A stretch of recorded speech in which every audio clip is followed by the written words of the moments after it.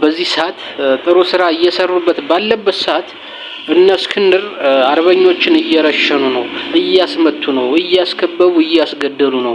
እነ ቢንያም፣ እነ ዘነበ፣ እነ ወንድም፣ እነ ታደሰ አሁን ከፋኖ ብሎ ሲጀምር ጀምሮ የሸዋን ፋኖ በማደራጀት በማሰባሰብ እያሰባሰቡ እያደራጁ እያሰለጠኑ ለዚህ ያበቁትን እጅ አንሰጥም ብለው መስዋዕትነታቸውን እንግዲህ የከፈልንበትን መስዋዕት ለዚህ አይደለም ብለው እምቢ በማለታቸው እያስከበቡ እያስመቷቸው ነው። እነሱ ለስብሰባ ጠርተው አሁን በመስከረም አሁን በጥር አራት ላይ አሁን ከትላንትና ወዲያና ትላንትና በጣም በርካታ የሸዋ ልጆች ተገድለዋል፣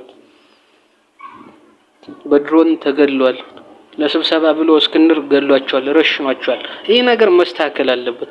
እስክንድር ከተቻለ ከሸዋ ምድር ሳይወጣ በቁጥጥር ስር መዋል አለበት። እነ መከታ እውነት ይህን አንድነት አሁን እያደረጉት ያሉትን የአንድነት ትግል ከምር ከግብ ለማድረስ ፍላጎት ካላቸው እስክንድርን በቁጥጥር ስር መዋል አለባቸው እና ቤጺሞ እና ዶዳይን በቁጥጥር ስር መዋል አለበት መከታ። ስለዚህ በጣም ከፍተኛ የሆነ ትኩረት ያስፈልጋል። ምክንያቱም እስክንድር የሚሄድበት ምንድነው? እጅ ሲሰጡ አለ ስቴፕ ባይ ስቴፕ አጀንዳ እየሰጠ ነው። ማስረሻ ሰጤን እጅ ከሰጠ በኋላ ነው ታግዷል ያለው። ኮሎኔል ፈንታውንም ማባን እጅ ከሰጠ በኋላ ነው ታግዷል ያለ። ይሄ አልበቀው ብሎ ታሞ ነበር ይላል። ታሞ ህመሙ ከአቅም በላይ ስለሆነበት ነው የሰጠ ይልና ለስጋ ስለሆነ ነው ይላል። ለስጋ ሲል ስጋ አሸንፎት ነው፣ ስጋው አሸንፎት ነው ይላል።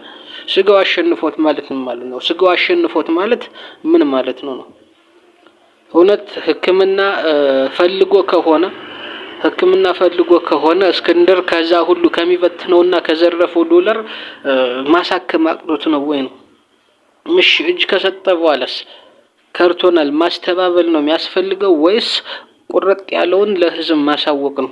እስክንድር አሁን ኮሎኔል ፈንታሁንን ካዲኖ ያለው ወይስ አስተባበለለት ነው? ስላመመው ነው ያለው። ስለዚህ መግለጫው ላይ ሙሉ በሙሉ ስላመመው ነው አሞት ነው። ምንድነው የሰው በሽታ አሞት ነው፣ በሽተኛ ነው ማለት ይህን እኮ ፊት ለፕሮፓጋንዳ መጠቀም ይችሉ ነበር አይደል? አሞት ይህን ያህል መስዋዕት እየከፈለ ባንዳ ነው ማለት እሱን በጣም ከባንዳነት በላይ ባንዳ ነው ብሎ እኮ ለፕሮፓጋንዳ መጠቀም ይችሉ ነበር። ነገር ግን ይህ እውነት ስላልሆነ ይህን ነገር አሁን እጁን ሲሰጥ እንግዲህ ይህን ምክንያት አድርገው አመጣጣል እስክንድር ማለት ነው። የማታለያ ምክንያት እስክንድር እያታለለ ነው። ስለዚህ እስክንድር በጣም አሁንም እድሉ አለ ነው። እስክንድርን ከአማራ ትግል ውስጥ ካልወጣ የፋኖ ትግል ግብ የሚመታበት ሁኔታ በጣም አደገኛ ደረጃ ላይ ነው ያለው። አደገኛ ደረጃ ነው።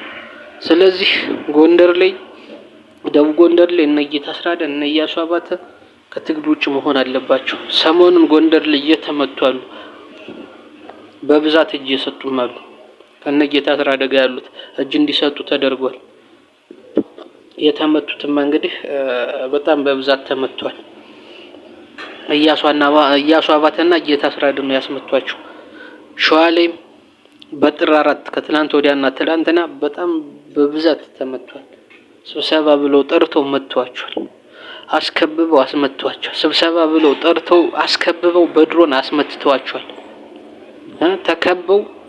ከበበው ለማምለጥ ሲሉ እያለ በድሮን አስመትቷቸዋል። ስብሰባ ብሎ ጠርቶ አንድ ላይ አስቀምጠው ማን እስክንድር አቤጺሞና አዶናይ አበበ ናቸው።